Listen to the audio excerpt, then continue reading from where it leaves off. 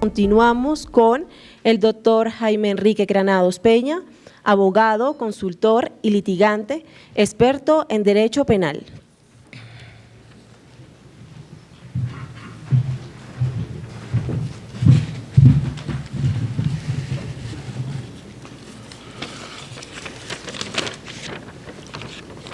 Un saludo muy especial.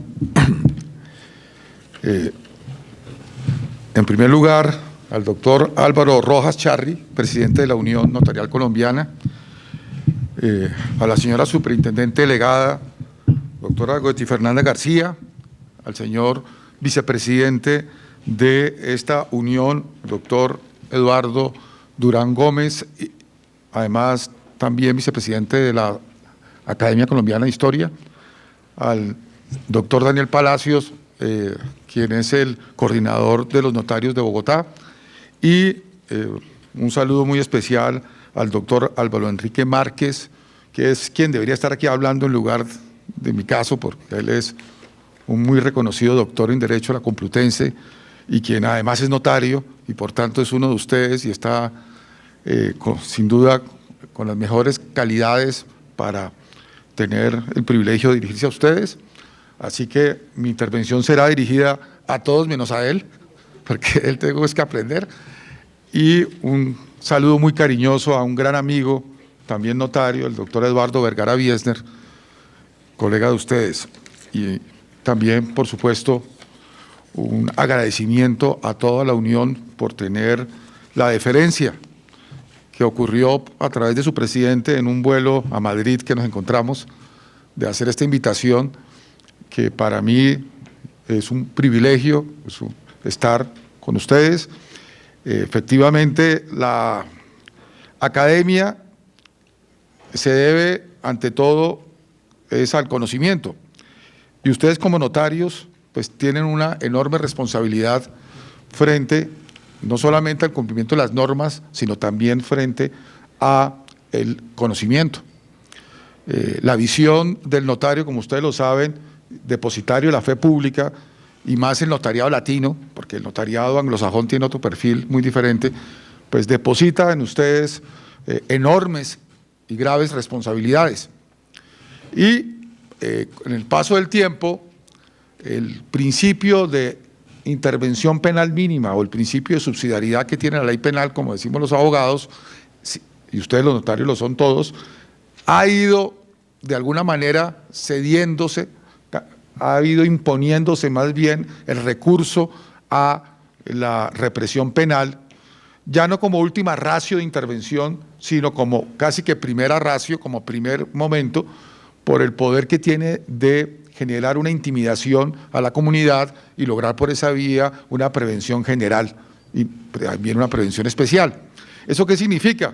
Pues simplemente que el legislador ha dicho, para que me hagan caso, tengo que recurrir a la amenaza a la sanción penal porque no es suficiente amenazas de tipo administrativo o de otra índole. En ese sentido, pues no es de sorprendernos que efectivamente el legislador recurrentemente esté haciendo referencia a temas penales en materias como por ejemplo la que vemos ahora, la llamada ley de financiamiento, que no es sino otra reforma tributaria, ley 1943 del 2018. Ahora bien, en el transcurso de mi intervención tocaré algunos aspectos que me han parecido relevantes, no todos, porque si no, no alcanzaría el tiempo para ello, y el próximo lunes enviaré al señor presidente por correo electrónico la intervención para que ustedes las tengan todos y que más bien hoy se concentren más en discutir los aspectos más que en tomar notas aburridas. Así fue que yo aprendí Derecho, fue escuchando y no anotando. Nunca tomé un apunte en mis 5 años en la Javeriana y creo que me ha servido un poco. Entonces les decía que hay algunos aspectos que quisiera destacarles a ustedes. Primero que me llama la atención se refiere a algo que propiamente no constituye un tipo penal, como los queremos más adelante en los aspectos principales, pero es una referencia a algo que creo que puede generar equívocos, que es el artículo 47 referido a la no legalización de lo que se denomina la normalización tributaria contenida en la ley. Según la ley de financiamiento, como ustedes saben muy bien, pues hay la oportunidad de legalizar, de normalizar una serie de activos con unos plazos y unas condiciones. Entonces, lo que está diciendo este artículo 47 es que esa normalización tributaria de los activos a que se refiere la presente ley no implica la legalización de los activos cuyo origen fuere ilícito, pues mal podría decir que sí, ¿no? O estuvieran relacionados directo o indirectamente con el lavado de activos o la financiación del terrorismo. La normalización de activos realizada en cualquier tiempo no dará lugar en ningún caso a la persecución penal, a menos que se acredite el origen ilícito de los recursos por cualquiera de los delitos contemplados en el Código Penal. Pues esta norma, aparentemente irrelevante, porque lo que está diciendo es obvio, la normalización de activos no implica legalización de origen delictivo, no se trata de un proceso de blanqueo de capitales, sino simplemente de permitir que con unas sanciones bajas se puedan normalizar los activos que le interesa a la Administración Tributaria recaudar. Está contemplando, en el fondo, ni más ni menos, dos aspectos. El primero es una promesa de no persecución penal. Promesa de no persecución penal que en principio suena extraña en nuestro ordenamiento jurídico, porque la ley no le promete a nadie una no persecución penal cuando en Colombia rige el principio de oficiosidad penal conforme al artículo 250 de la Constitución. Y segundo, que es lo más relevante, está diciendo a menos que se pruebe el origen ilícito, es decir, la carga de la prueba la tiene el Estado, por cualquiera de los delitos contemplados en el Código Penal. Y resulta que el delito de lavado de activos y el delito de enriquecimiento ilícito, que es a los que se refieren finalmente esta norma, pues no pueden detener de delito base cualquier delito del Código Penal. Es un absurdo. Es decir, ¿cómo va a haber en el incesto o en la violación un caso de referido con la normalización de activos? Lo uno tiene que ver con lo otro, jamás. Solamente un grupo de delitos que tienen un contenido patrimonial podrían ser aquellos a los que haga referencia como delito base del delito de lavado de activos o delito base del delito de enriquecimiento ilícito, pero no la totalidad del Código Penal como equivocadamente en esa expansión legislativa ha hecho aquí el legislador. Espero que eso no vaya a tener problemas en el futuro, simplemente aquí lo quería anticipar como una cuña.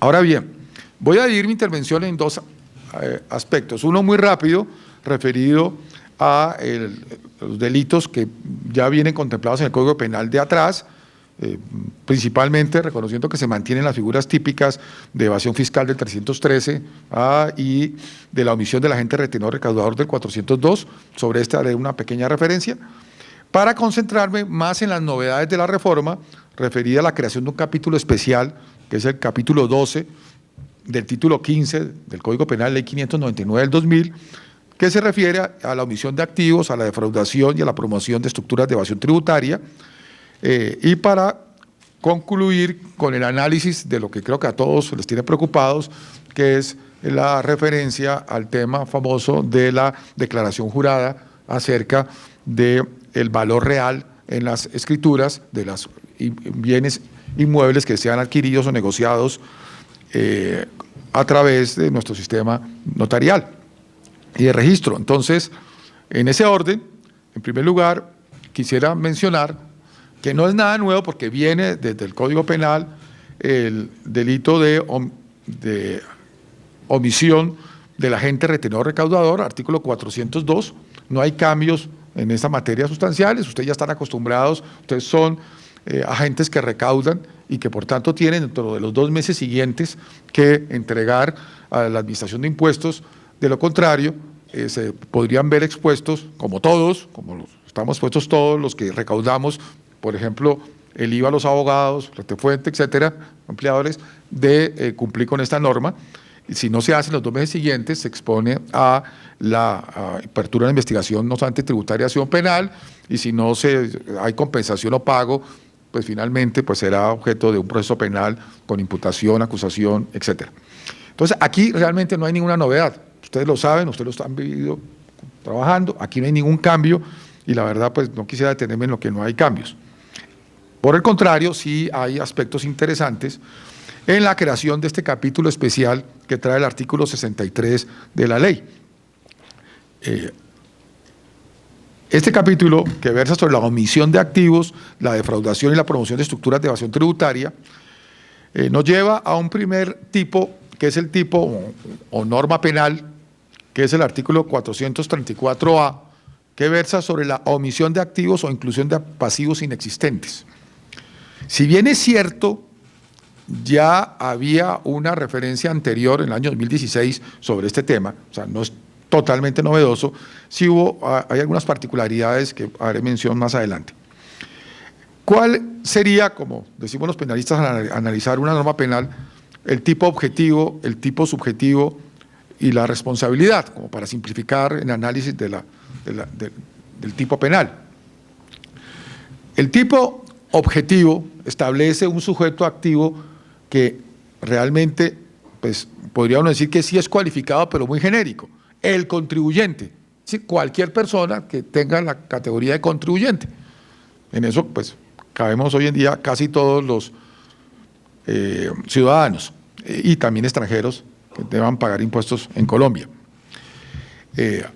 Ahí no hay ninguna dificultad. Los verbos rectores son omitir, por ejemplo, pretender, incluso también, como veremos, declarar, porque la norma dice que quien dolosamente omita activos o presente un menor valor de los activos declarados o declare pasivos inexistentes en la declaración y que al final en la liquidación que se haga aparece una diferencia que sea igual o superior a 5.000 salarios mínimos legales mensuales, se verá incurso en este delito. Entonces, aquí tenemos como aspecto fundamental del tipo objetivo, a través además de los verbos rectores ya vistos y los complementos, es hasta dónde la omisión, darle apariencia, presentando un menor valor de los activos declarados o declarando pasivos inexistentes, constituye una conducta punible. Me explico, paso por paso. Omitir activos. ¿Qué significa omitir activos? Pues ocultar activos, no declarar activos, esconder activos. Hay la obligación tributaria de decirle al Estado cuáles son los bienes de los que uno está en su cabeza. Y esa obligación de dar esa información, el omitirla total o parcialmente, siempre y cuando, como veremos, dé el resultado que sea igual o superior a 5.000 salarios mínimos legales mensuales, es lo que hace que se vuelva relevante para la ley penal. La omisión de activos podría estructurarse de una doble perspectiva. La primera, como de los delitos de omisión, otra sobre una acción directa de no informar, pero no como omisión, sino como acción, al llenar la forma correspondiente tributaria, es decir, la presentación de la declaración de renta.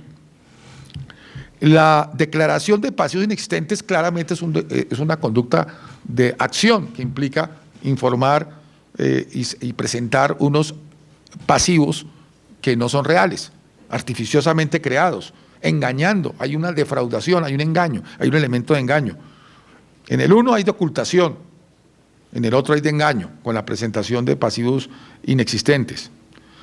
De esta manera, por supuesto, también cuando se presentan activos por un menor valor real, cosa que será más interesante cuando lo veamos más adelante. ¿Qué es lo relevante en esta conducta? En el fondo, pues no es tanto el tipo objetivo, sino el tipo subjetivo, es decir, si se puede cometer conforme a la descripción solamente por dolo o cabe otra posibilidad en quien actúa.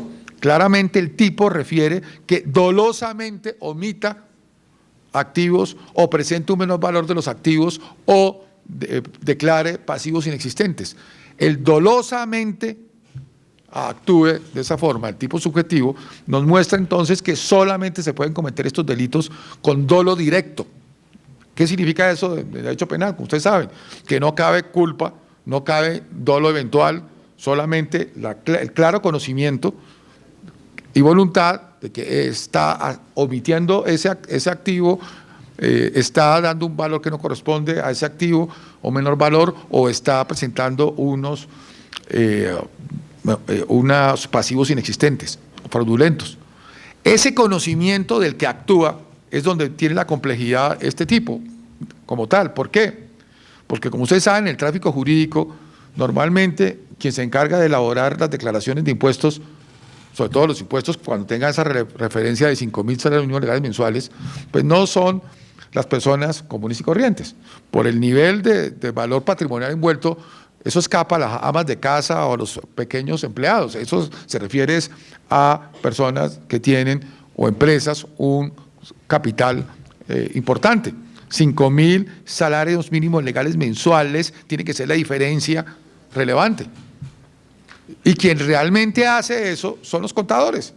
Los contadores son los que presentan, elaboran, llevan las cuentas y son las que las presentan finalmente a la Administración de Impuestos con la firma del representante legal o del ciudadano que actúa como persona natural.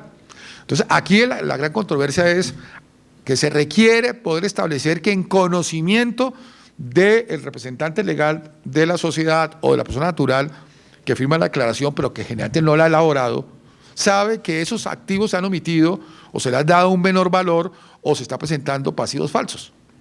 Y yo les pregunto, y ustedes, que son todos los notarios que podrían estar en estos valores patrimoniales, algunos, si tienen normalmente el cuidado de analizar la información que les trae el contador para estar seguros que no están omitiendo activos, dando un valor diferente a esos activos menor, o incluso presentando pasivos inexistentes en la declaración.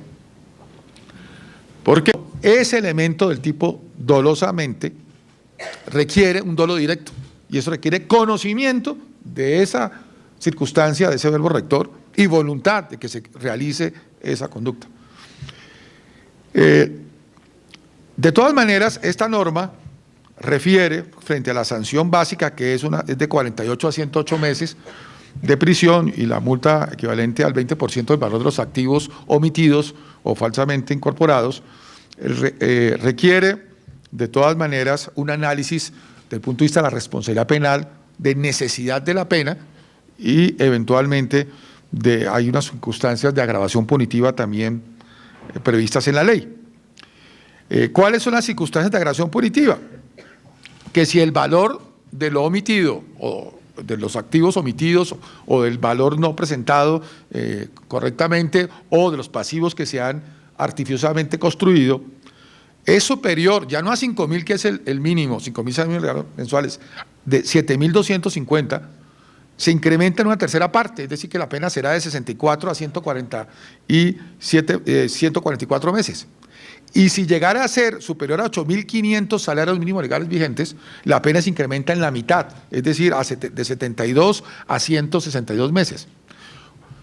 Con un factor fundamental, que en virtud del principio de necesidad de la pena, tendríamos que la excusa absolutoria o la exclusión por falta de antijuricidad, como veremos más adelante, está vedada cuando, en el caso sobre todo de la excusa absolutoria, se trata de valores que superen 8.500 salarios mínimos legales mensuales, que eso no lo traía la legislación pasada. Me explico.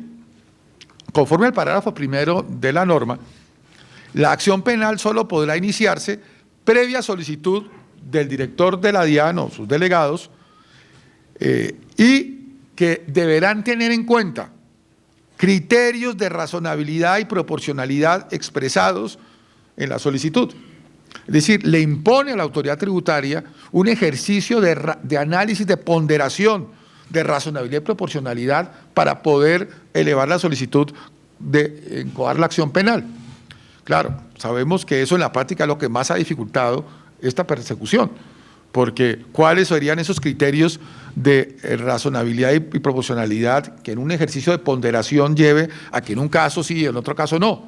para que además no vulnere este principio de necesidad de la pena, el principio de igualdad, y al mismo tiempo no signifique letra muerta de la norma. En todo caso, esto que es lo que podría llamarse criterio de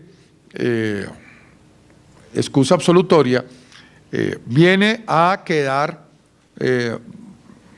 digamos, delimitado sobre el aspecto del pago y el valor de lo que se vaya a pagar. Porque la norma dice que la autoridad tributaria se abstendrá de presentar esta solicitud cuando el mayor impuesto a cargo o la diferencia reportada sea como consecuencia de una interpretación que sea razonable del derecho aplicable, siempre y cuando los valores sean reales, es decir, no haya fraude. En otras palabras, pues que exista una justificación, que no exista injusto. Si uno cuando actúa sobre la base de la interpretación del Estado de Derecho actual, y esa interpretación es razonable, pues mal podría ser al mismo tiempo delictiva. Habría una causal de exclusión de la responsabilidad del artículo 32, ya sea, algunos consideran que hay error de prohibición, otros consideran que simplemente, si no hay error, si no es simplemente el claro ejercicio de un derecho. Cualquiera que sea la interpretación que los penalistas escojamos, lo fundamental es que la norma tributaria lo que está diciendo, ni más ni menos que si hay razonabilidad en la forma como se llegó a la conclusión de lo que se presentó ante la autoridad tributaria, no podría jamás presentarse una acción penal. Pero ¿qué es esa interpretación razonable? La interpretación que hace el contador, la que hace el asesor tributario o abogado, la que hace el representante legal o ciudadano, que no tiene que ser experto en esto para saber qué pasó. Entonces, la clave está más fácil para el tema de activos omitidos o valores de los activos que la creación de pasivos falsos, porque es muy difícil sobre el tema de que sea completo y verdadero que se esté presentando un activo ficticio, a menos que haya sido engañado el representante legal o la persona natural que presenta la declaración creyendo que ese pasivo sí era real y no era un pasivo ficticio, porque en ese caso claramente sería la doctrina del error la que se aplicaría, como ya lo sabemos. En otras palabras, lo que quiero decirles es que esta norma, al tener estas condiciones de necesidad de la pena, de razonabilidad y de ponderación, en la práctica hacen de muy difícil posibilidad que se lleven estos casos ante los tribunales. No, es decir, aquí estamos frente más a una función simbólica del derecho penal, que es de asustar que realmente se lleven los casos por esta complejidad técnica en la construcción de estas excusas absolutorias y sobre todo de análisis de la lesividad del bien jurídico, en el caso concreto.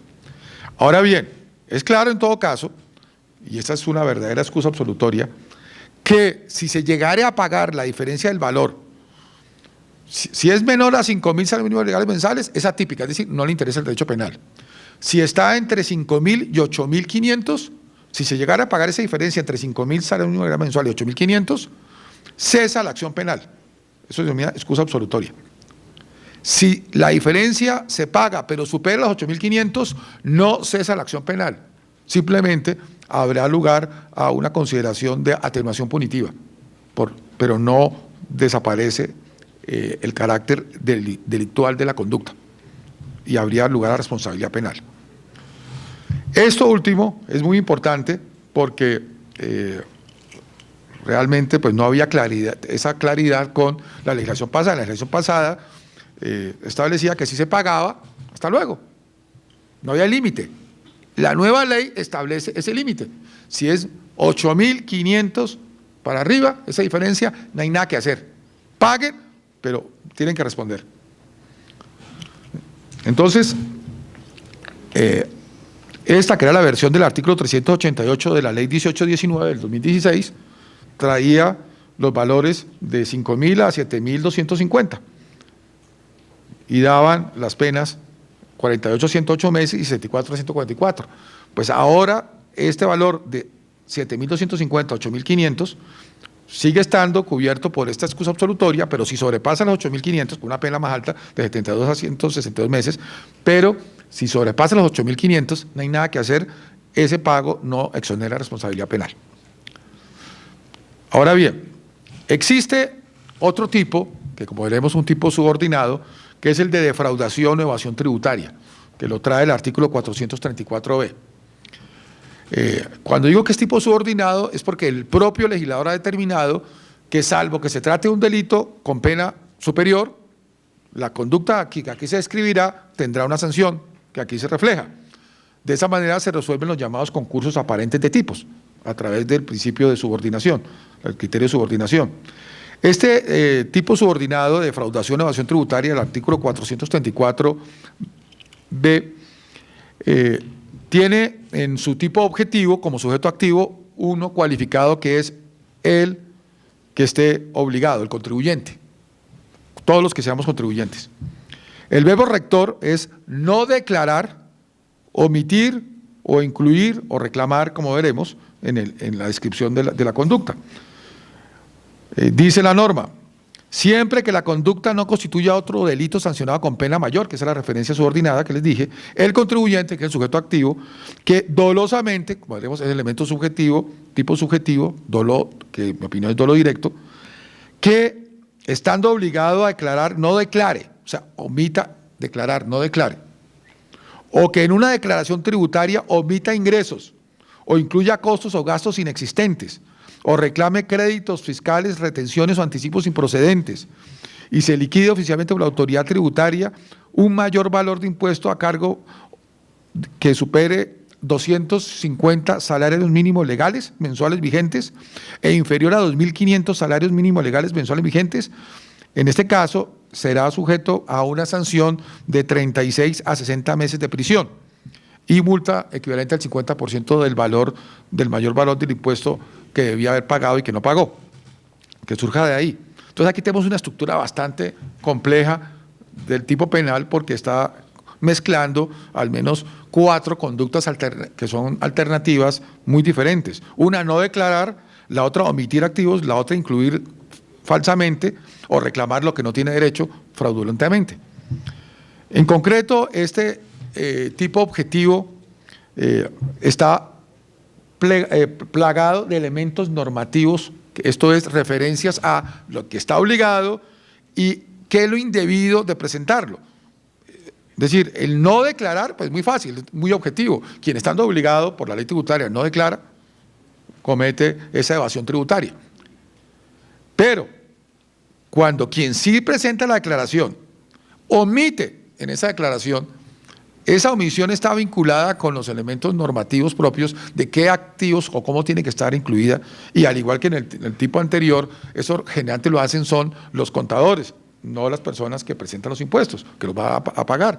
Entonces, ¿cómo poder establecer que en una liquidación de un impuesto de renta, por ejemplo, que es a lo que se refiere esta norma, ese impuesto, el contador no incluyó en el cálculo como debía ser, y aquí estamos hablando de una referencia de 250 salarios mínimos legales vigentes en impacto neto. 250 ya no es una suma tan elevada. O presente o incluya costos inexistentes. Aquí ya no se trata el tema de presentar pasivos ficticios, sino unos costos, y hay una discusión sobre costos y qué costos son admitidos y qué otros costos no son admitidos. Como ustedes saben, hay un debate siempre enorme con la Administración de Impuestos acerca de qué se admite como costo y qué no se admite como costos, por el factor de causalidad, conexidad, etcétera, etcétera. O lo que es todavía más grave, reclame créditos fiscales, retención de anticipos improcedentes. Es decir, la Administración de Impuestos dice no procede, ya automáticamente esto nos va a llevar a un tipo penal porque reclamó algo que era improcedente y el impacto fue que superó 250 salarios mínimos mensuales. Esa estructura de este tipo objetivo es muy problemática. Nosotros no tenemos tradición ni cultura en Colombia en esta materia y no hay todavía suficiente estado del arte para poder referenciar esos elementos normativos con seguridad jurídica. Y más cuando el que está respondiendo pues no es precisamente solo el contador, sino que va a responder el que le toca pagar, que es el contribuyente, porque el sujeto activo es el contribuyente. Los demás pueden aparecer en otra figura que no es de autor. Aquí el autor es el contribuyente, que es el sujeto activo, es el que tiene el dominio del hecho. Ahora bien, la responsabilidad presupone también el tipo subjetivo, y el tipo subjetivo en este caso es el dolo, y al igual que el anterior, a mi juicio es dolo directo. O sea, tiene que existir conocimiento de que se estaba no declarando, estando en la obligación de declarar, y en este caso, pues no cabe otra interpretación a mi juicio. Si usted sabía o no sabía que tenía que declarar. Si no sabía que tenía que declarar, pues no está cometiendo, porque estamos en la figura del error. Si sabía que tenía que declarar y no declara, con ese conocimiento y esa voluntad, estamos dentro del tipo subjetivo de dolo directo. Si se trata de la omisión de ingresos o la inclusión de costos o la reclamación improcedente, estamos ante figuras muy complejas desde el punto de vista tributario, muy sujeta al criterio de la Administración de Impuestos de qué es realmente lo que tenía que incluir en la declaración, qué es lo que podía presentar como costo o qué era, o por qué era o no procedente la reclamación.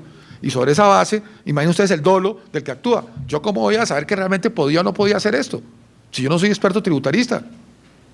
Eso solamente lo saben los tributaristas. A veces ni siquiera los contadores. Los contadores tienen que aprender a los tributaristas. Entonces, como el delito exige dolo, creo que vamos a tener casos, si se llegaren realmente a emisión de impuestos con este fortalecimiento que da la DIAN a perseguir penalmente, vamos a tener muchos casos de error como eximente de responsabilidad, a mi juicio. Esa es la defensa que hay que construir. Desde el punto de vista de necesidad, al igual que en el anterior, existen las excusas absolutorias y también falta de antijuricidad.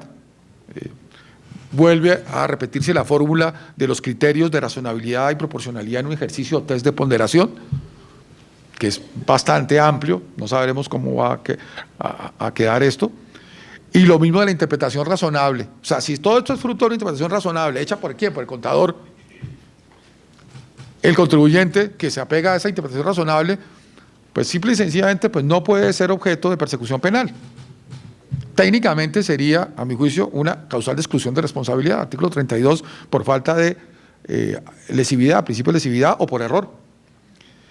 Y la excusa absolutoria para el efecto de la necesidad de la pena está la clásica, es decir, si se llegare a corregir, a presentar y corregir y pagar los impuestos con sus sanciones, hasta de 250 salarios minimos mensuales hasta 8.500, se excluye la responsabilidad, excusa absolutoria clásica. Si llegare a pasar de los 2.500, de los 8.500, perdón, no hay nada que hacer. Si llegara a pasar de los 8.500, no se excluye la responsabilidad, al igual que en el tipo anterior. Esto es importante entonces tener presente que si es entre 250 salarios mínimos legales mensuales y 2.500, la pena será la básica de 36 a 60 meses y la multa equivalente al 50% del mayor valor del impuesto a cargo. Si es de superior a 2.500 salarios mínimos legales mensuales y no supera 8.500, será de 48 a 80 meses la pena de prisión y el mismo 50% del valor del impuesto a cargo. Si se paga en esos, hasta esos 8.500, se exonera responsabilidad como excusa absolutoria clásica. Si supera los 8.500 salarios mínimos legales mensuales, la pena será de 54 a 90 meses y así se llega a pagar, a cancelar, a presentar y cancelar a la Administración de Impuestos, la DIAN. De todas maneras, no se acepta esa excusa absolutoria, hay lugar a responsabilidad penal. Y esto, pues, por supuesto, es, igual que el anterior, nuevo, relevante y muy importante. Es decir, pues, obviamente se trata de los grandes casos de evasión. Ahora bien, este arco punitivo también nos lleva a otra reflexión, y es, desde el punto de vista de las medidas de aseguramiento, si hay lugar, mientras tramita el proceso, que se lleve a tener o no la posibilidad de una detención preventiva, porque finalmente creo que es lo que a casi todo el mundo le preocupa, ¿no? Si va o no ir con sus huesitos a visitar la Picota o la Modelo o a estos sitios que conocemos. Pues bien, conforme a la ley 906 del 2004, que introdujo el sistema penal acusatorio en Colombia, y siguiendo una jurisprudencia de la Corte Constitucional, la sentencia 774 del 2001, magistrado ponente Rodrigo Escobar Gil, ni más ni menos, pues no es automática la medida de aseguramiento, se requiere hacer un test para ver que los delitos sean aquellos que objetivamente permiten imponer una medida de aseguramiento y luego que se dé la necesidad de la medida de aseguramiento sobre la base de obstrucción a la justicia, comparecencia, etcétera. Ahora bien, por el criterio objetivo en cuanto a el test punitivo, sería todo aquello que sea de 40, que sea o supere 4 años y 48 meses, da lugar a la posibilidad de imposición de una medida de aseguramiento. En otras palabras, estamos hablando de las figuras agravadas. Si estamos hablando de la figura básica de esta evasión, de 36 a 60 meses, no tendría detención preventiva por el test objetivo, a diferencia de lo que ocurre con el otro tipo, que es el tipo referido a el artículo 434A, la omisión de activos o inclusión de activos inexistentes, en donde el punto de partida es 48 meses, por tanto ahí sí cabe objetivamente la posibilidad de imponer una medida de aseguramiento. En el tipo previsto en el artículo 434B de defraudación o evasión tributaria no cabe en el básico porque es 36 meses, pero en la forma agravada, que es decir, más de 2.500 salarios mensuales, sí cabría objetivamente la medida de aseguramiento de detención preventiva si se cumplieran, por supuesto, los demás requisitos de necesidad de la medida de aseguramiento, es decir, peligro de obstrucción de la justicia, riesgo de no comparecencia, etcétera. Esto, por supuesto, es importante en la medida en que si no se cumple con el test objetivo, no se pasa al análisis de necesidad de la pena, simplemente no hay lugar a la imposición de medidas de aseguramiento que impliquen afectación de la libertad, sino de aquellas no privativas de la libertad, como por ejemplo, si llegara a imponerse sería presentarse periódicamente, etcétera, o temas que no afecten ni restrinjan la libertad personal. Ahora bien, he dejado para la segunda parte de mi intervención el tema más sensible, sin duda, que es lo que se estableció con la prohibición de simulación y los problemas que eso va a generar. Como ustedes saben, desde el punto de vista del derecho privado, desde muy antiguo, y cito solamente la obra clásica Cariota Ferrara al respecto, la simulación está permitida en el derecho privado. Eduardo y yo tuvimos de maestro, entre otros, a un gran profesor que era el doctor Cancino, no Antonio José Cancino, sino el flaco Cancino, primo hermano de él. Y el doctor Cancino nos enseñó, al hablar sobre el tema de la simulación, pues justamente que por múltiples razones las personas pueden ocultar a una parte dentro de una declaración de voluntad, un extremo o un elemento de esa declaración de voluntad, y en sí misma no es ilícita ni tiene consecuencias ni civiles, de sanción civil, ni penales. Y la simulación está reconocida en la jurisprudencia de nuestra Corte Suprema de Justicia desde la época de la Corte Admirable, por lo menos, desde los años 30. Es decir, no, en principio, tener actos jurídicos simulados no es ni ilícito civilmente, ni comercialmente, ni mucho menos un delito. Ahora, si a través de actos de simulación se generan testaferratos, por ejemplo, pues podríamos tener casos de lavado de activos, podríamos tener casos de requisito ilícito, etcétera, pero es distinto, es utilizar un medio ilícito para realizar algo ilícito. Lo que aquí se está haciendo es estableciendo, como veremos, una prohibición desde el punto de vista del derecho tributario para que en el derecho privado no se pueda simular el precio de la enajenación de activos cuando se presenten ante ustedes como notarios. Es decir, el gobierno del presidente Duque se la jugó por poner fin a la costumbre de que se diera un valor distinto a hacer el acto notarial al valor real pagado, que generalmente es el valor comercial, no el valor simplemente catastral o un valor simuladamente dicho, o sea que no corresponde al real. Esto sobre la idea que había hecho Carrera en Colombia, que pues pagar estos impuestos colocando un valor muy alto, pues podía no ser lo ideal, pero más que todo hizo Carrera en Colombia por el riesgo que había de secuestro, porque muchos colombianos han sufrido la extorsión y han sufrido el secuestro, y porque el registro que se hace de las ventas de bienes inmuebles es público, no hay reservas sobre eso, hay protocolo, entonces cualquiera puede llegar a una notaría y averiguar sobre enajenaciones, ve los valores y se fijan unos valores que sean reales, pues exponían a un riesgo de extorsión y o secuestro a las personas, no solo en las grandes ciudades, sino mucho más aún en la provincia.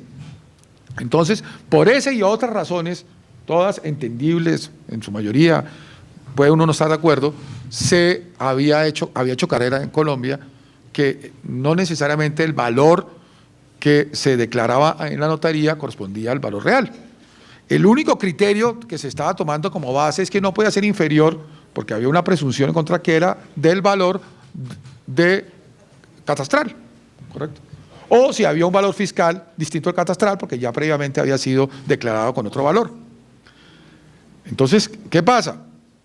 Que conforme a la norma contenida en el artículo 53 de la ley 1943 de este año, se está realmente imponiendo la obligación de, digamos, varias obligaciones.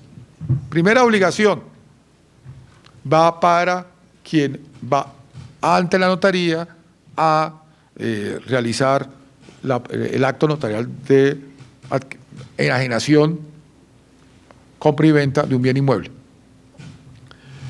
puesto que debe declarar bajo juramento que el valor que está consignando es el valor real y que no hay otro pago hecho debajo de la mesa o por otro mecanismo distinto a este.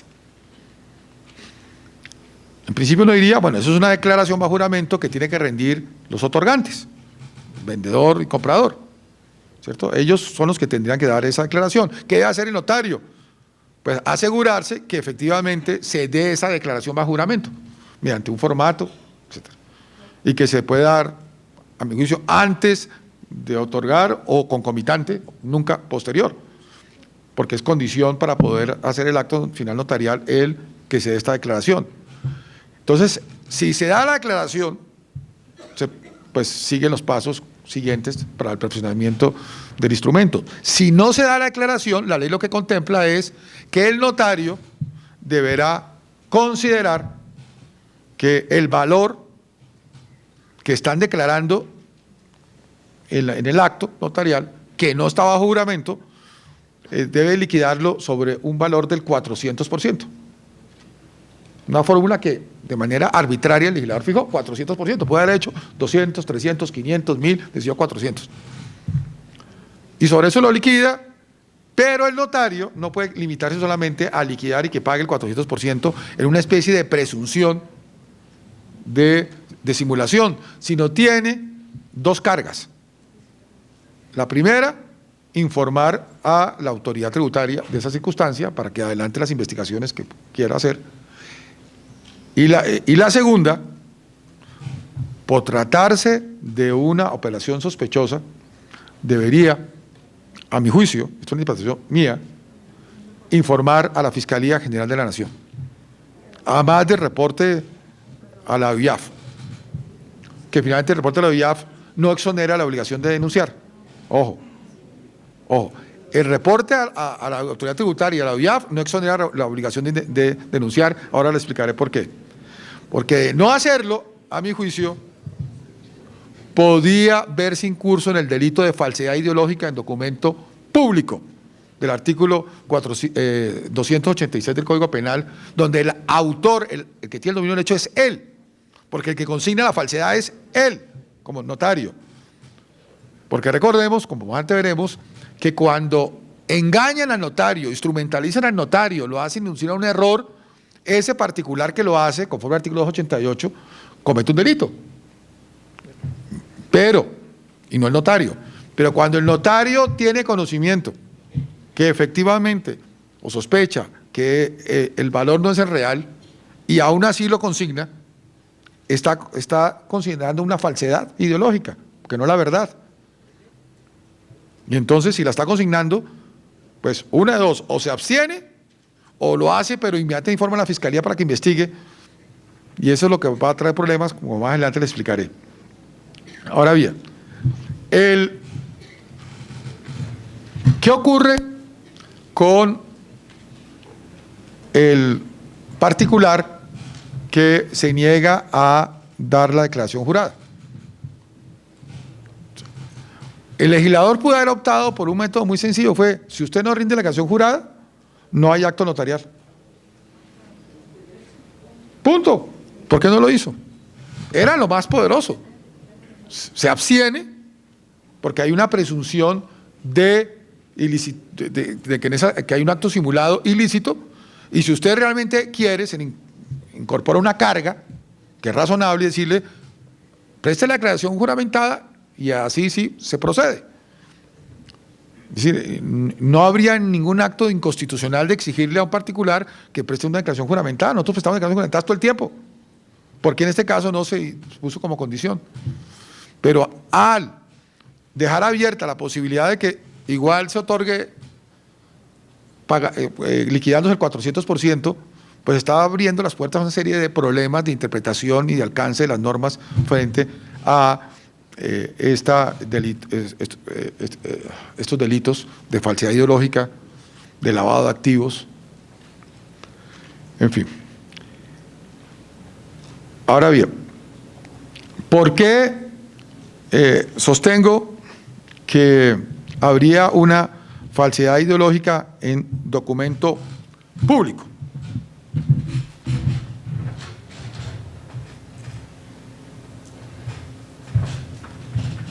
El artículo 286 del Código Penal dice lo siguiente: el servidor público que en ejercicio de sus funciones, al extender documento público que pueda servir de prueba, consigne una falsedad o calle total o parcialmente la verdad, incurrirá en prisión de 64 a 144 meses e inhabilitación para el ejercicio de los derechos y funciones públicas de 80 a 180 meses. Aquí se cumplen todos los elementos, a mi juicio, de este artículo 286. Todos.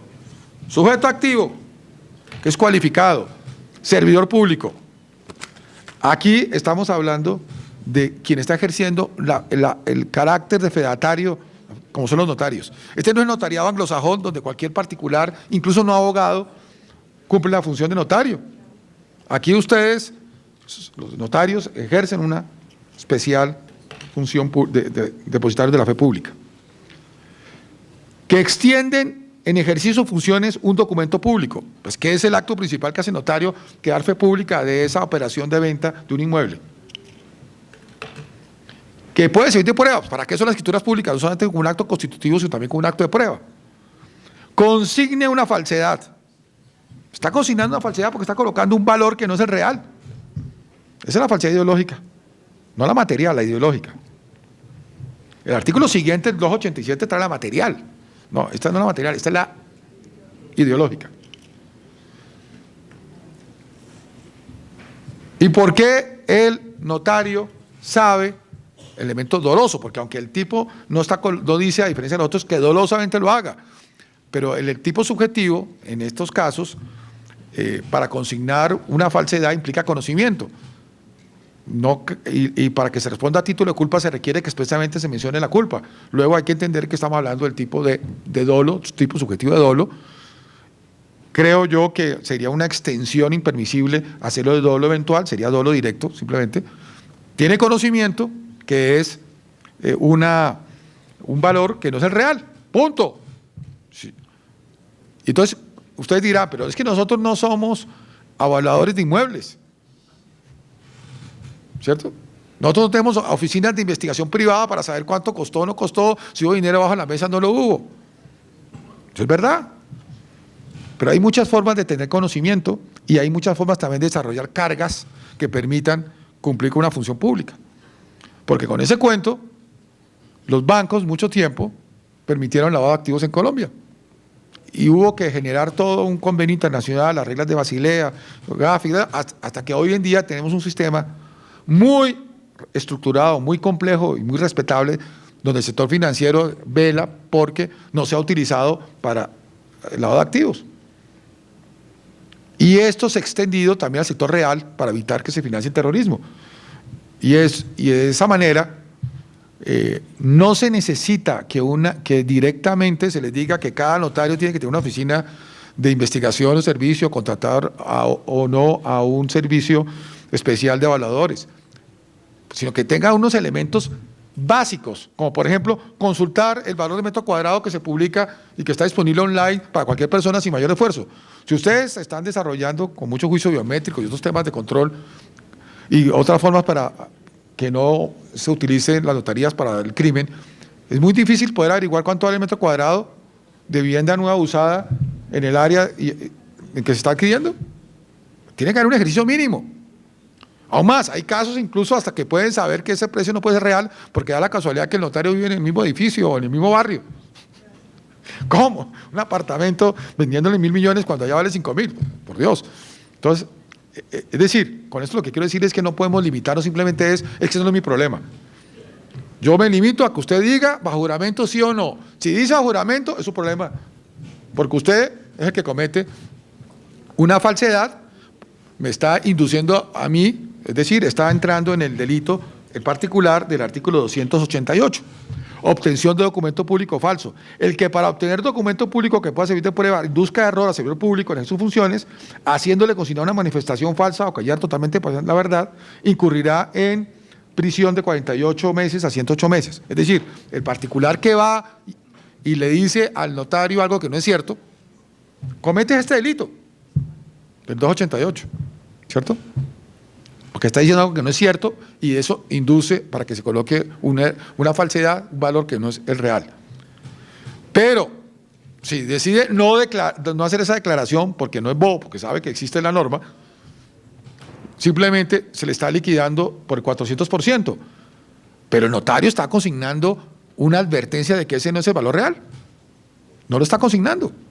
Entonces lo único que podría generar el que no y rompa el dolo, es decir, como yo tengo dudas y no hay una norma que me esté facultando de abstenerme directamente de realizar el acto porque el legislador no me lo colocó expreso, y aquí es el artículo 6 de la Constitución, yo no me puedo inventar las normas, otorgo el acto pero denuncio, informo a todo el sistema, autoridad tributaria, UIAF y a la Fiscalía, y eso ya no es mi problema, que haga y que investigue, y ya veremos luego si la superintendencia puede entrar a reglamentar el establecer la mejor forma de visualizar estas denuncias. Pero insisto,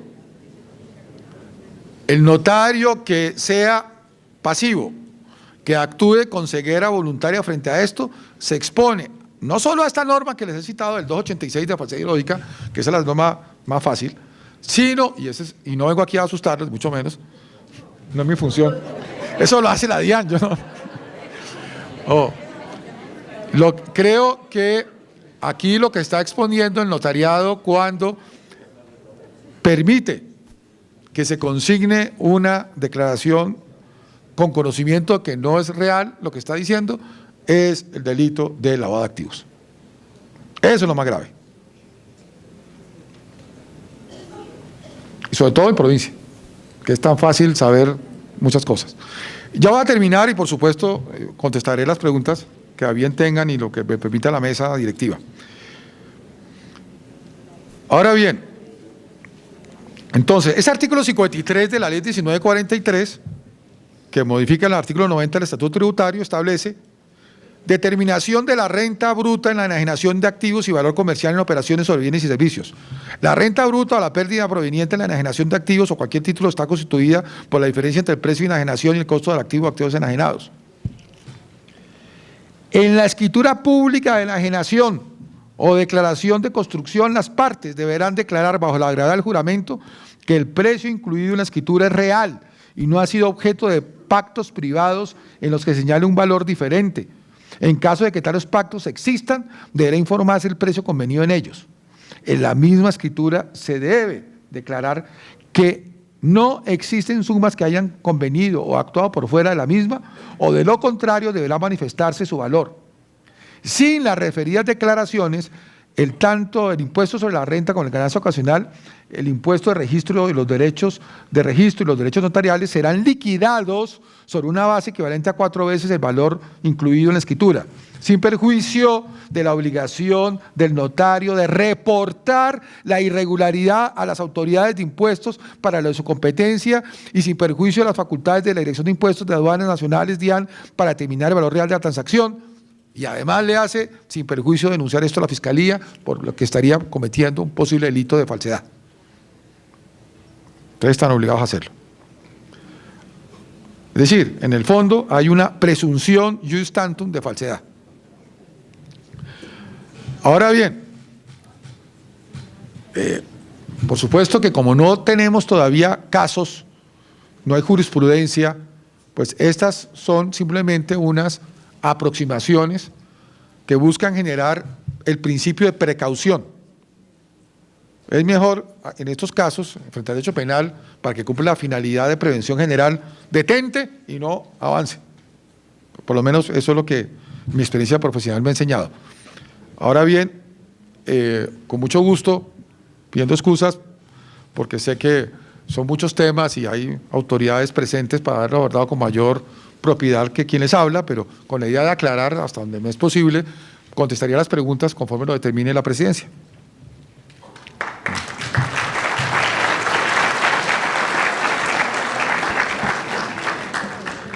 Doctor Granados, muchísimas gracias. Hay una pregunta que me han solicitado que formule muchos notarios y es puntual y es para resolver de manera urgente. Cuando se concurre el otorgamiento de la escritura a través de apoderado, trátese de poder general o poder especial, debidamente legalizado, en fin, esa persona, ese apoderado, puede hacer la declaración bajo juramento de su representado. Estamos preguntando porque hay dos criterios, unos que sí y otros que no. Entonces, hablábamos antes de su intervención, ese punto, doctor Granados, queremos escuchar su opinión. Pues sí, en mi interpretación de la norma, esta es una declaración de aquellas de carácter personalísimo, que no puede hacerse a través de apoderado. Por ejemplo, les pongo un ejemplo. Por favor. Es decir, una cosa es que el poder se faculte para decir, pero tiene que quedar expresado en el poder que ese es el valor. Entonces, ¿la declaración de quién es? La que está diciendo el poder. No me refiero es en ese sentido. Pero tiene que existir un acto en donde esté consignando con la referencia bajo juramento, otorgo poder para que bajo juramento y fulano de tal diga que yo le estoy diciendo que el valor este es real. Soy yo quien asumo la responsabilidad, porque tengo que actuar. El derecho penal se basa en el acto. Y la atribución de responsabilidad se tiene que hacer con carácter personal e intransferible. Es como, por ejemplo, lo que ocurre en la admisión de responsabilidad en la aceptación de cargos de una imputación. Un abogado no puede aceptar los cargos por su cliente. Y un poder no va a decir, y lo incluyo el poder de que acepte cargos o llegue a acuerdos con la Fiscalía, no. La aceptación de cargos es un acto personalísimo que tiene que decirlo, incluso con mayor rigor, de viva voz ante el juez. Pero bueno, doctor. Pero así que en este caso, mi interpretación es, para terminar, debe hacerlo personalmente el declarante y solo se acepta el poder si dentro del mismo poder se está haciendo la declaración bajo juramento por el otorgante. Perdón, doctor, ¿y qué sucede? Perdón, no. Exacto, si el apoderado tiene facultad para fijar precio y para hacer el acuerdo que haya lugar en la compraventa, para negociar el bien, ¿cómo no podría él decir que ese fue el valor real si fue él mismo quien lo fijó? Que aquí la responsabilidad por delito no la cumple solamente el que da la declaración, que es el apoderado, sino el beneficiario. Entonces, ¿lo vamos a hacer que a título de interviniente? Buena pregunta para los expertos en autoría y participación. ¿Lo vamos a hacer a título de cómplice? O sea, la estructura del dominio del hecho, ¿quién tiene el dominio del hecho en la conducta de una declaración bajo juramento? a quien se le pone el deber, porque es el beneficiario de la operación que hace operación. Yo le doy poder a alguien para que haga un negocio. Perfecto, pero usted tiene que informar el valor real, me lo tiene que decir a mí, yo le doy poder para que declare el valor real, que es este. Un acto complejo, no importa, pero tiene que decirlo. Porque si no, mañana la defensa del comprador es sencilla, o el vendedor, como yo di poder, eso es problema del intermediario, porque para estos efectos no se requiere ser abogado. Esto no es jus postulandi. Cualquier persona puede hacerlo. Entonces se consigue a unos intermediarios para que asuman la responsabilidad de eso. No. Es burlar la norma. A mi juicio, con todo respeto, sería burlar la norma y dejarla vacía de contenido. Además, no es solamente un juramento, son 3 juramentos. Primero, que es el precio. Segundo, que no hay un documento privado que pacte otro precio.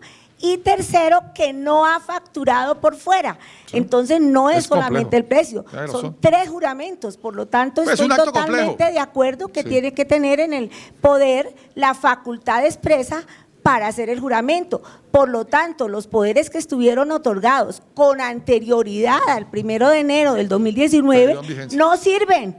Tenemos que pedirles poder especial respecto al juramento para los actos que se hagan a partir del 1 de enero del 2019. Totalmente de acuerdo con usted.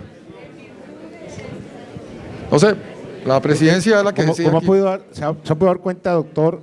Hay preguntas graneaditas. Doctor Granados.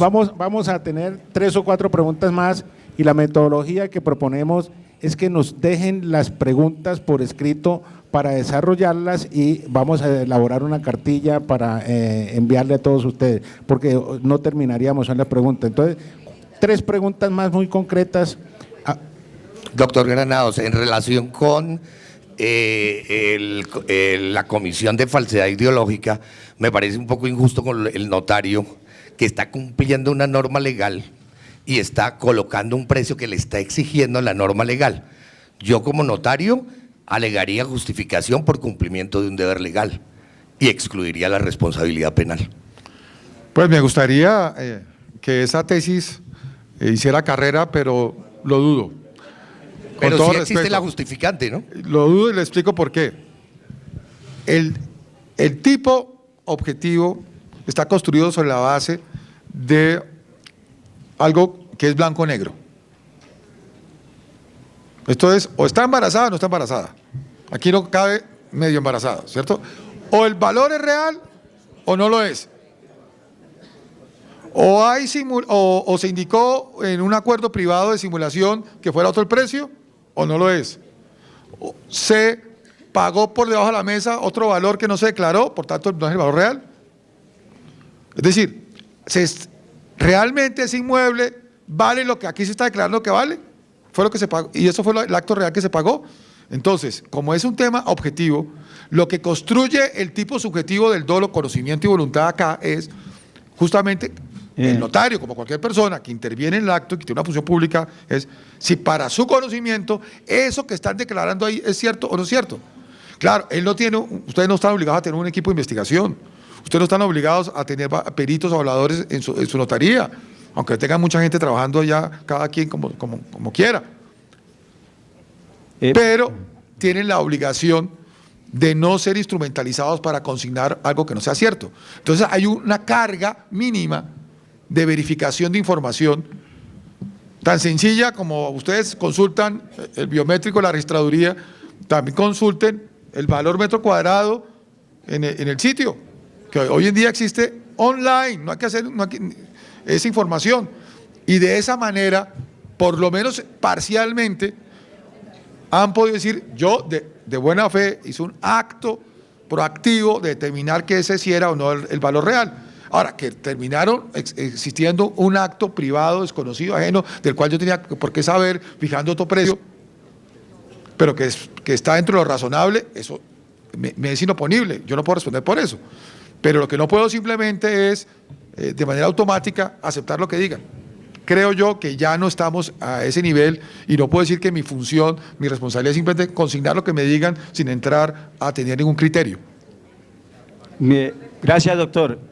En aras de suplir de pronto ese vacío que existe en aquellos poderes. Si vamos cada abogado tiene su forma de redactar y pues es el asesor de aquel vendedor o comprador, pero en sí, si llegara a existir el vacío, en mi humilde opinión, diría que podría suplirse con una declaración bajo la gravedad del juramento separada del poder enviada por aquellas personas que intervienen en el acto, con el fin de que aquel poder de todas formas, por su presentación, pues tenga la validez que debe llevar desde el punto de vista legal. Bueno, desde que no exista duda de quién hace la declaración y el contenido de la declaración, yo creo que aquí no prima la formalidad sobre el fondo. Aquí lo que se busca en la norma penal es el fondo, no la formalidad. Sí, pero para ese caso, si es el mismo compareciente y va a hacer la declaración, pues mejor el poder, haga el poder mejorado, más fácil. Ahora, creo de todas maneras, presidente, que este es un campo en donde la superintendencia puede ayudar mucho. Doctor Amparo tiene… Gracias. Doctor Granados, yo creo que es fundamental para este análisis en lo que se refiere al tema de la falsedad ideológica, tener en cuenta las normas sustanciales del derecho notarial, porque definitivamente la reforma tributaria no puede en manera alguna modificar las normas sustanciales, porque necesitarían una norma especial para modificarlas.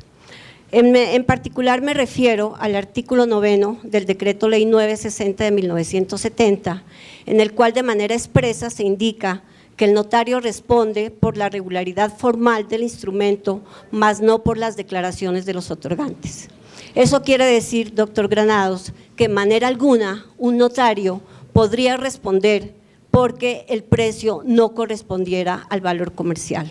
Cosa distinta es, y eso sí que lo tenemos que acatar, doctor, es que debemos pedir, primero, que la persona bajo la gravedad del juramento indique lo que ya la señora anterior que habló, mi colega, dijo que son los 3 juramentos que hay que hacer. Esa es una cosa. Pero cosa distinta es que el notario, si la persona hizo el juramento, el notario tuviera que responder penal o disciplinariamente por la declaración que ha hecho la persona. Primero porque el declarante, el otorgante, lo hizo bajo la gravedad del juramento. Y el principio de la fe pública y de la presunción de que las declaraciones son ajustadas a derecho le corresponde al notario acatarlo a cabalidad.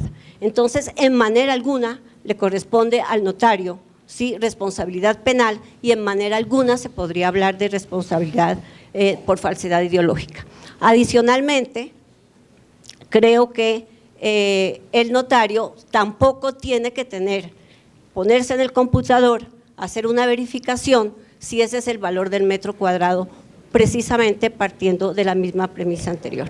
Entonces yo creo que esas son normas fundamentales que debemos tener en cuenta para que no nos vamos a llevar a equívocos. Muchas gracias. Vamos a escuchar la respuesta del doctor Granados, pero les pido concreción en la pregunta para poder avanzar un poquito más. 2 preguntas más. Doctor, perdón, va a responder primero el doctor. Sí, yo sé que este argumento ha sido utilizado muchas veces en todos los casos donde se han presentado fraudes en las notarías y se ha engañado al notario.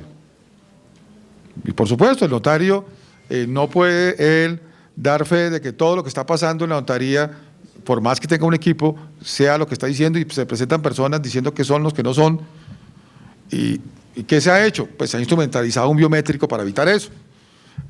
Ha habido lugar a que se está plasmando en un acto una información que el notario no tiene por qué saber, ni se le impone el que sepa si eso o no es. Simplemente viene aquí, llega alguien y dice una declaración rendida, juramentada ante notario. Lo que esté diciendo esa persona ante notario es problema de él. Simplemente yo doy fe pública que usted llegó y firmó y aquí está presente, hasta ahí no hay ningún problema. Pero es que acá la ley, con rango de ley, no de decreto reglamentario, es la ley la que está imponiendo al notario unas cargas que antes no existían y que tienen sentido dentro de lo que es la persecución y prevención del lavado de activos, financiación del terrorismo y de la cual no es solamente para recaudar tributos, sino también para unir al Estado en la lucha contra esas formas de criminalidad, que ha implicado unos cambios a estructuras que de mucho tiempo se daban, pues que hay más ni menos que se está cambiando el Código Civil en cuanto a simulación frente a una interpretación de 70 años, 80 años de la Corte Suprema de Justicia. O sea, a ese nivel está llegando, al prohibir una simulación. Entonces, si es capaz de prohibir una simulación, y si ya los notarios saben que no pueden ser ellos conscientemente utilizados para la comisión de un delito, aquí lo que le está diciendo es, exija una declaración fundamentada sobre el valor. Si no se la dan, ustedes tienen que liquidarlo sobre la base del 400% e informar. Y si lo que se le dan, pero es ostensiblemente, es claramente, usted puede indagar sin mayor esfuerzo, que eso no es cierto, y lo que busca la norma es que sea cierto, y el que está consignando esa manifestación falsa es él, el delito del que lo induce en error es otro, ya lo vimos en el 288, pero él está consignando algo que no es cierto, y que sabe que no es cierto, que es lo que, al punto que yo voy, no es que me engañaron, yo qué voy a saber si es verdad o mentira, no es que yo sé que ese apartamento no puede valer eso que dice ahí, o esa casa, o esa finca. Entonces, ¿cómo salgo al paso a efectos de determinar que la actualización de mi conocimiento que estructura el dolo? Con la búsqueda por un método como online, por metro cuadrado o cualquier equivalente que dice, finca raíz, este valor ostensiblemente es desproporcional y por tanto yo tengo que informarlo. Eso es todo. Okay. Esa pues es mi criterio, con todo respeto. Perdón, Bueno, muchas gracias. Allá hay una pregunta, perdón. La verdad, tal vez, se queda corto la expresión de que la ley de financiamiento es compleja, porque a mi juicio, desde luego, pues está en este momento vigente, pero es completamente cuestionable en cuanto a que el principio de buena fe de entrada se vulnera y establece unas cargas que son de otras instituciones, llámese Fiscalía, para trasladárselas a los notarios, con el riesgo de que sencillamente en Colombia pues, sea objetivo militar en cualquier momento. En cuanto a la certeza del pacto, eso sí que es preocupante, porque para nadie es secreto que el mercado efectivamente también se determina a través de muchas variables. No solamente la tradición de evadir impuestos en el sentido de digamos, cuantías mínimas, llámese 20, 30 mil, o 30 millones, 50 millones, sino la forma instrumentalizada que podría tener la DIAN para probar eso. La inclusión de pasivos que inexistentes es sencilla, es cruzar información exógena y listo. Pero en cuanto a la declaración de los activos por un valor extramercado sí que es difícil. En este momento llámese el impuesto patrimonial, o mejor, impuesto a la riqueza, para determinar el valor con respecto del mercado. Por decir algo sencillo, que yo creo que a todos los que estamos acá nos ha ocurrido, al menos presenciamos necesidades de personas que efectivamente negocian por debajo del mercado porque tienen al grupo aval a punto de arrebatarles el bien y les va mejor quitarse de encima de esa carga. Perdón, una moción de procedimiento. La pregunta, y no vamos a adoctrinar en el momento porque, con todo respeto, concreto. Bueno, la pregunta es cómo se puede efectivamente probar cuándo el valor, ¿cierto?, es extramercado y cuándo no, y por qué no la libertad y la responsabilidad frente a unas funciones asignadas legalmente al notario. Aquí se hace el ejercicio, perdón, ya me retiro de la palabra, es que sencillamente sobre lo que se está haciendo y desde luego con el doctor Granados en un exquisito análisis, digamos, de tipo penal, y porque hasta ahora está vigente, porque en mi criterio esa ley tiene muchos vicios, digamos, de constitucionalidad.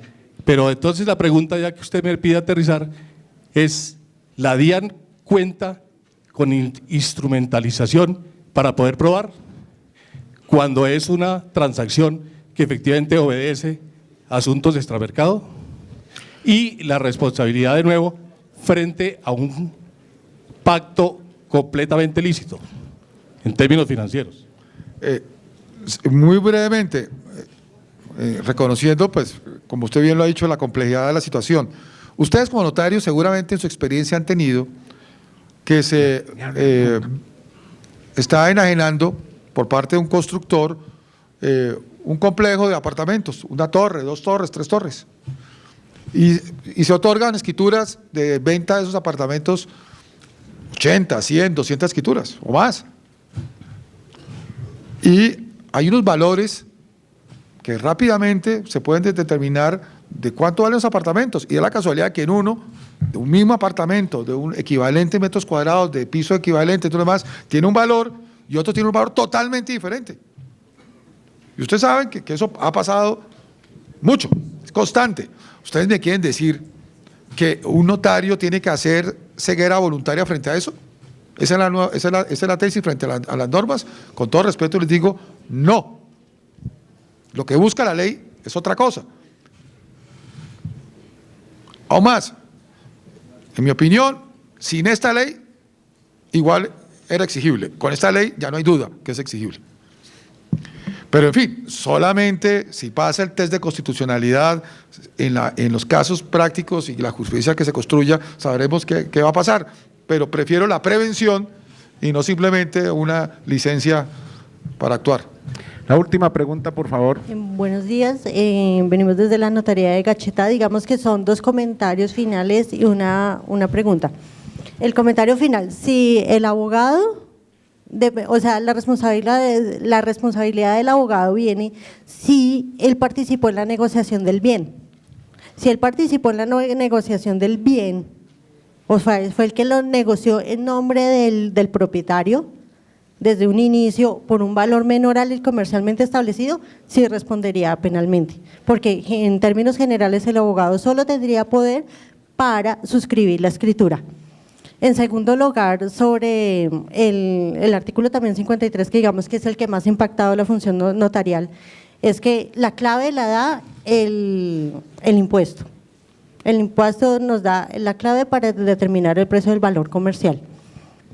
Y lo último es que se puede ver en la reforma tributaria de la ley de financiamiento que se retiraron los subsidios, solo se dejaron los bienes de interés social y se establecieron todas estas condiciones para la compraventa de bienes, porque se podría determinar que lo que se está haciendo es una prevención y una eliminación del lavado de activos a través de la compraventa de inmuebles, porque digamos que el primero en conocer sobre una venta de inmuebles y sobre el altísimo nivel de lavados de activos que hay a través de la compraventa de inmuebles, porque digamos, se negocia sobre 100 millones, pero digamos, perdón el término, por debajo de la mesa se mueven 300 millones de pesos. Entonces podemos hablar que todas estas medidas están ubicadas, que ya hay una efectiva eliminación de lavado de activos o está buscando la eliminación de los traslavados de activos a través de las compraventas de inmuebles.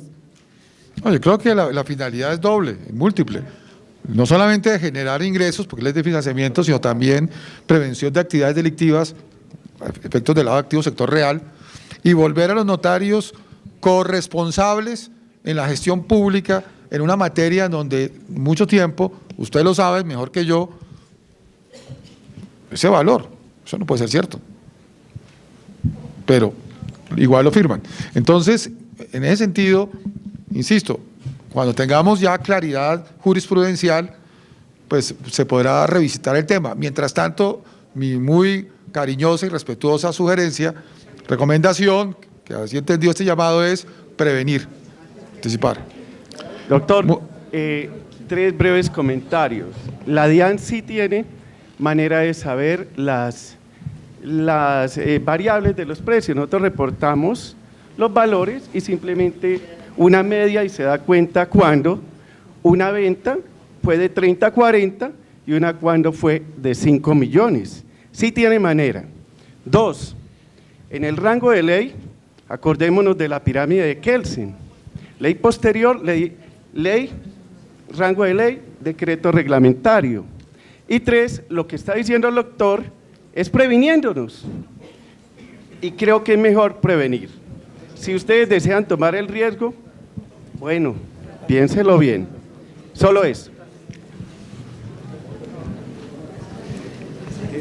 Yo suplico la comprensión de ustedes, pero el doctor Granados también tiene sus compromisos adicionales. Hagan las preguntas, nos la dejan y estén absolutamente seguros que el doctor Granados nos va a ayudar a dar una respuesta y las vamos a compilar, porque en preguntas no terminaríamos hoy. Doctor Granados, nuevamente nuestra gratitud, muchísimas gracias. Muchas gracias a ustedes.